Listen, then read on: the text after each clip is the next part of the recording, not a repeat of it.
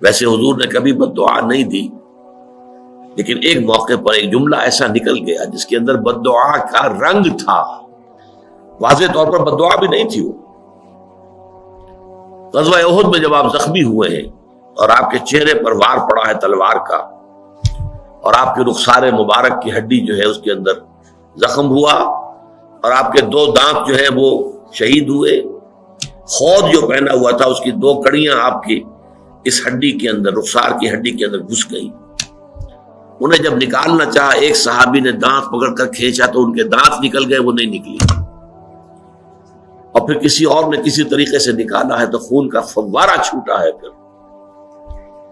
اس پر حضور کی زبان مبارک سے الفاظ نکل گئے، کیف یہد اللہ قوما خضبوا وجہ نبیہم بالدم، اللہ اس قوم کو کیسے ہدایت دے گا جس نے اپنے نبی کے چہرے کو خون سے رنگین کر دیا۔ فوراً آیت اتر آئی، لیس لک من الامر من شیء، لیس لک من الامر شیء، اے نبی آپ کے پاس اختیار کوئی نہیں ہے، اما یعذبہم، اللہ چاہے گا تو انہیں عذاب دے گا، اما یتوب علیہم، اللہ چاہے گا ان کی توبہ قبول کر لے گا۔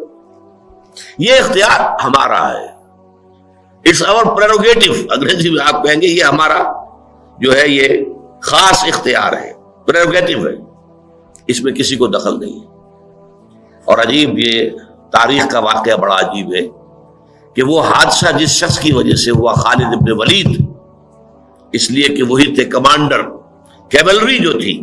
رسالہ جو تھا کفار کا، مشرکین کا، اس کے کمانڈر وہ تھے، ایمان نہیں لائے تھے، کافر تھے، مشرک تھے۔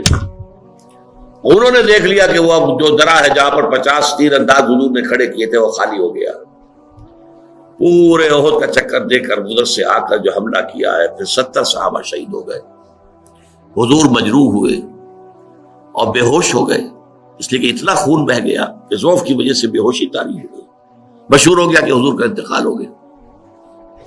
وہی خالد ابن ولید ہے جن کو اللہ تعالیٰ نے حضور ہی کی زبان مبارک سے خطاب دلوایا، خالد سیف من سیوف اللہ، خالد تو اللہ کی تلواروں میں سے ایک تلوار ہے۔